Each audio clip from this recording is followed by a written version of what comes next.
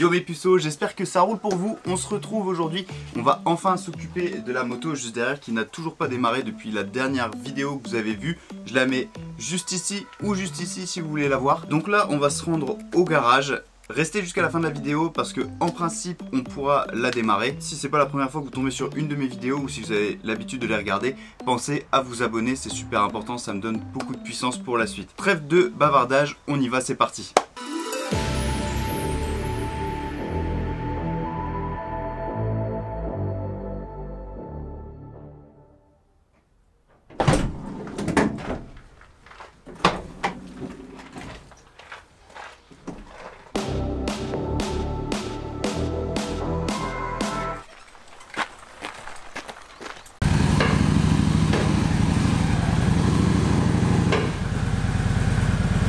Bon les gars, donc ça y est, on est arrivé chez Pole Position à Embrun. Donc c'est là où j'ai toujours emmené ma Kawasaki, c'est toujours Titi qui s'en est chargé. Alors Pole Position, ils font quoi? Ils font de l'entretien, ils font de la réparation de roues. Et aussi Titi a développé tout ce qui est prépa suspension, donc TFR suspension. On a plusieurs choses à faire.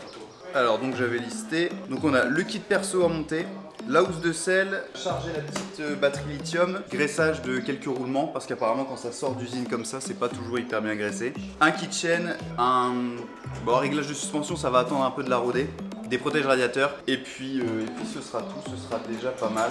Le principal là à faire, ce qui est vraiment le plus urgent, comme on me l'avait conseillé, d'ailleurs merci pour vos conseils, ça va être tout ce qui va être graissage de roulement. Alors on va graisser tout ce qui est donc les roulements à rouleau de la colonne de direction. Ouais d'accord, donc c'est cette partie, voilà, c'est celle-là. La partie supérieure. Ouais. Et on va aussi graisser tout ce qui est axe de roue, tu vois. Donc avant, arrière et genre biellette. Et après on va anticiper par graissage biellette, donc c'est tout ce qui est roulement aiguille. Ouais. Voilà. Et pareil, tout ce qui est axe d'amortisseur, axe de brossiant, axe de roue, enfin un graissage complet de la moto avant l'utilisation. Bon, on vous l'a pas dit, mais Titi, il y a un passé dans le motocross. Et surtout dans le motocross compétition. T'as combien d'années de pratique, Titi, devant toi là? 10 ans de salle. 10 ans de salle, et t'es aussi surtout un très bon enduriste. Voilà, j'ai eu le titre et aussi j'ai été vice-champion l'année d'avant. J'ai eu le titre cette année et vice-champion l'année d'avant, voilà c'est ça. Mais son vrai métier, c'est vraiment du coup, c'est la mécanique. Hein. Mécanique. Et comme je vous le disais tout à l'heure, il fait également tout ce qui est prépa suspension. Regarde, t'as vu, c'est déjà quand même graissé d'usine. Ah non, tu vois. Ça c'est moi qui ai graissé comme un Ah ok. C'est moi qui ai graissé comme un bois. En plus avec de la graisse, tu sais, la graisse chêne. La graisse jaune. Ouais, et ça je sais pas si j'ai bien fait. Oh si, ça fait le job.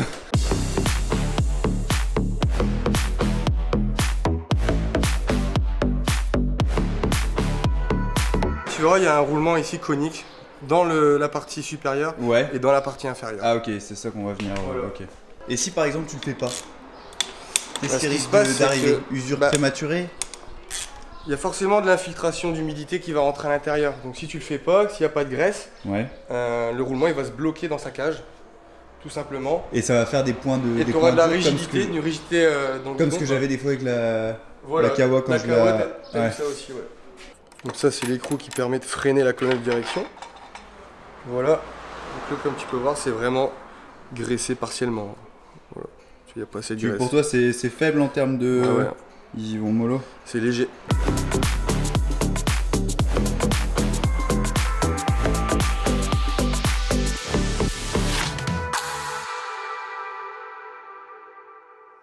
Donc là on a bien tout graissé, t'as même graissé l'axe? Ah non. Non? Un petit peu ouais, c'est le débordement mais je vais pas mettre de la graisse sur l'axe. Hein. Ok, donc ça cette partie là c'est safe. Voilà.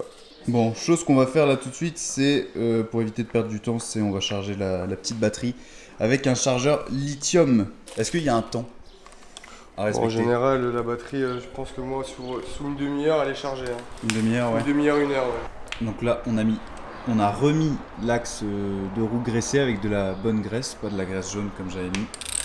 Et on sert à la clé dynamo au couple. C'est bon, elle est prête là? C'est tout?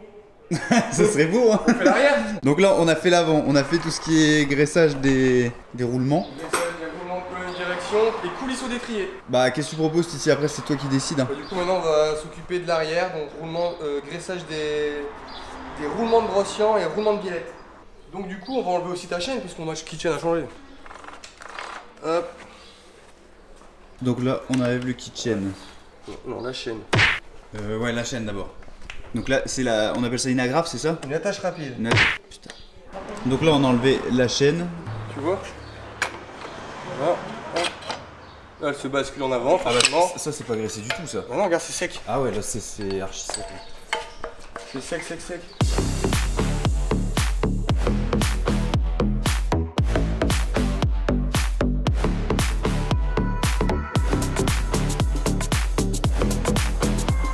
Des aiguilles. Et ça, on doit les enlever une par une. Si Non, jamais non, on va pas les enlever une par une, mais parce que c'est tout neuf. Ouais. Mais ouais, quand il y a de la présence d'eau et tout, bah là, il faut tout enlever, tout nettoyer, tout graisser. On a graissé les roulements de bras oscillants. D'accord. Et après, c'est tout. Et après, c'est bon. Coulisse au d'étrier, il reste. Moi, je suis plus reporter que stagiaire. Là, aujourd'hui, j'ai rien foutu. Si, t'as appris, un peu. Peut-être que ça profitera à certains puceaux aussi. C'est ça l'objectif. Bon, alors, donc là, on a enlevé l'amortisseur. Donc, c'est fastidieux hein, comme boulot. Faut prendre le temps de le faire. Mais c'est indispensable apparemment quand vous achetez une moto neuve. Même si elle vient d'une concession, n'hésitez pas à vérifier tout ce qui est graisse de roulement. Super lent. Et left, donc il y a un sens. Ouais, parce qu'elles sont un peu inclinées vers... Donc là pareil, c'est aussi des aiguilles, tu vois. Et c'est pas graissé, c'est tout sec. Tu vois, il n'y a pas de graisse.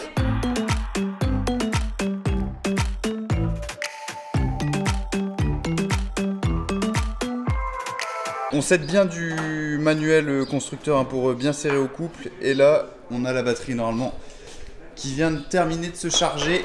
Ah ouais, ça y est. Donc voilà, donc en fin de vidéo les gars, on pourra la démarrer.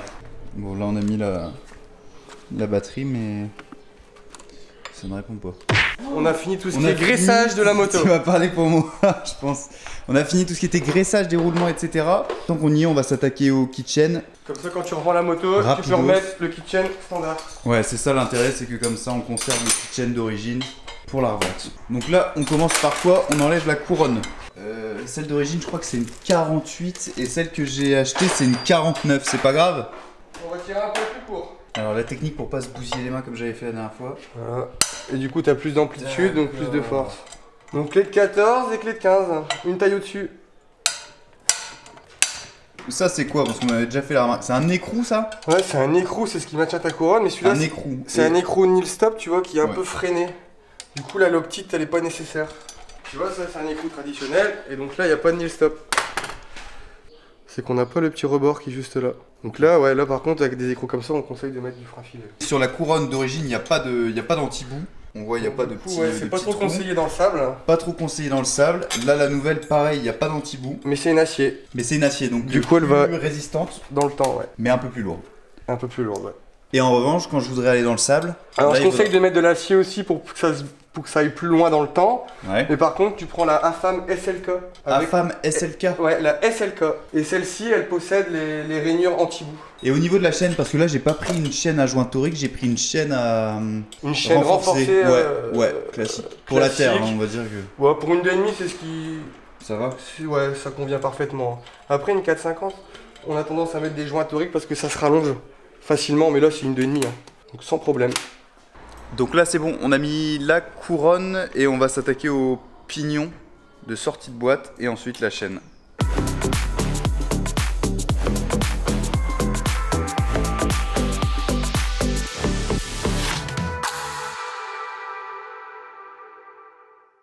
Donc ça y est les gars, on a mis le pignon, là on va mettre l'attache rapide, enfin on l'a déjà mise donc à ce niveau-ci. Et on va mettre, alors comment on appelle ça déjà, la grafe? Ouais, c'est la petite agrafe.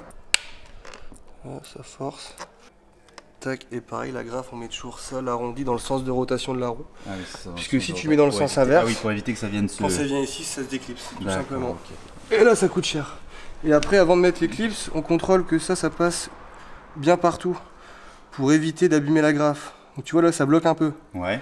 Donc là, je reprends ma petite pince, je recomprime un peu, hop, et je recontrôle et tu vois, maintenant, ça coulisse bien. Et ça évite d'abîmer la grafe tout simplement. Donc là pareil pour le mettre, hop, une petite pince, clac, et voilà c'est mis.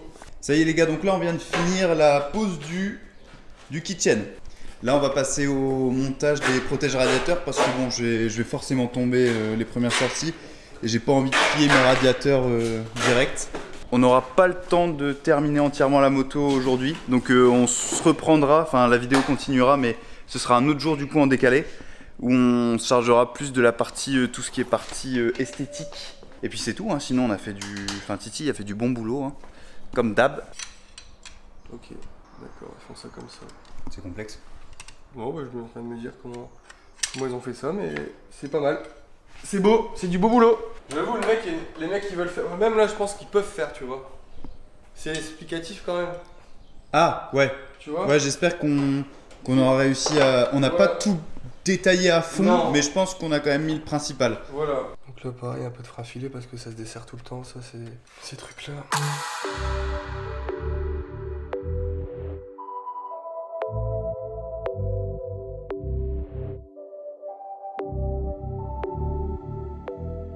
Donc les puceaux, là moi j'ai avancé un petit peu sur le kit plastique. Là on va enchaîner du coup sur le kit déco. Bon alors avant de poser, qu'est-ce que t'as fait Titi? T'as mis un liquide, non? En fait moi je prends un dégraissant, un nettoyant frein. Ouais. Pour dire de dégraisser un peu le plastique. Ouais, parce que quand ils sortent comme ça, même quand c'est neuf et qu'il n'y a pas d'autocollant dessus, ils sont quand même graissés. Bah non, en fait ce qui se passe c'est qu'il y a un genre de vernis en fait, c'est une petite paraffine et ça empêche que l'autocollant accroche sur le plastique. Ouais. D'accord, ok. Du coup moi je conseille de dégraisser un peu avec un papier sec. Chauffer le plastique, ouais. Chauffer l'autocollant et après on y va. Et après tu poses. Voilà.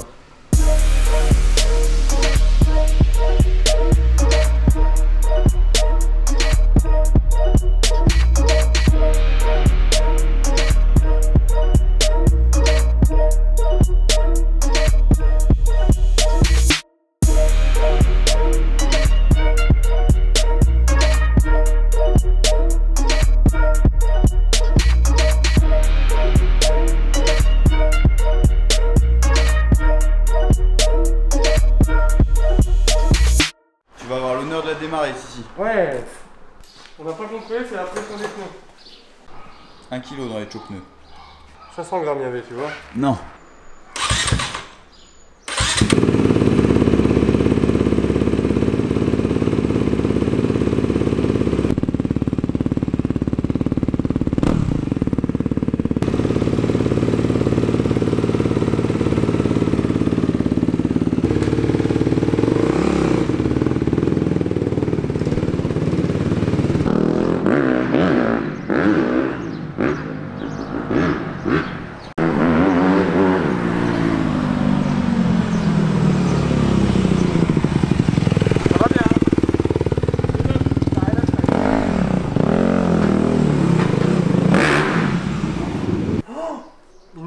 C'est vrai?